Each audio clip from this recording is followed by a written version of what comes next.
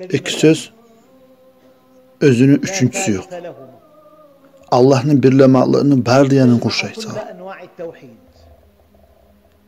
İnsan korkmasın, hiçbir zattan özünü günahından mubtulesi. İnsan güçlü adamdan korkmasın, o Allah'ın kudretinde. İnsan zulmçudan korkmasın, o da Allah'ın kullah kudretinde. İnsan korkaklıktan korkmasın, o da Allah'ın kudretinde.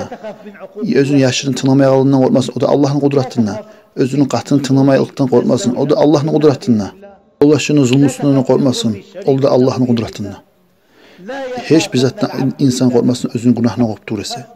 Kork senin günahından. Gittiğin senin günahındır, bari kaygılanın sebebi. Kul hiçbir zattan korkmasın, özünün günahından korktuğurası. Ve umutu da yalnız bir Allah'a olsun. Allah bu anlatamin. İki söz, az söz, yengil söz, özünü birisi tavlanı avurulacakı var. İnsan özünün günahından korksa tulse dağısından korkmasın. Sen bir insanla korkma.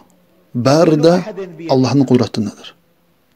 Sen güçlü adamdan korkma. Sen zulmçü adamdan korkma. Sen özünün düşmanından korkma. Kork yalnız bir Allah'tan. Kim Allah'tan korksa bari zat ondan korkar. Kim Allah'tan korkmazsa o bari zattan korkar. Seni baylavun bir Allah'mam olsun. Bari de oyların bir Allah et, kalan bari de oyların çekilecek. Bir yola amal et, özü yolu bari de çekilecek. Yolla seni yüreğini paçağın paçasına. Paçağın paçası özü köklerini yerlenip olan.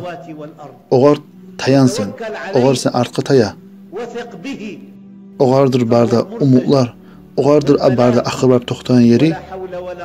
Güç kuvvet yoktur onunla mubtulesi. Kim Allah'a arka tayasa Allah oğa tamandır. Kim Allah'a katıp tutsa o kutuladır. Onun için barda işlerini oğa tabuştur, tüzüp olacaksın. Kutulacaksın. Allah-u Teala insana taman tuğulun. Hey kaygılarını yetsi. Kaygılar açıladır. Suyun ola yaxşılıkman, ketine açağan, kaygılarını taydırağan bir Allah'tır. Özünün kaygılarından burul, bärdi işlerini kadarga tabuştur ve suyun uzak kalmayı gelegen yaxşılıkka. Getken bärdizan unutacaksan. Belki sen hali işini başında sümeysendir, tek artına razı olacaksan. Başı sağa kıyındır, arttamsa erkin olacak. Allah özü sügen zatedir. Sen o Allah'tan burulma. Allah-u Teala sana yaxşısını verecek.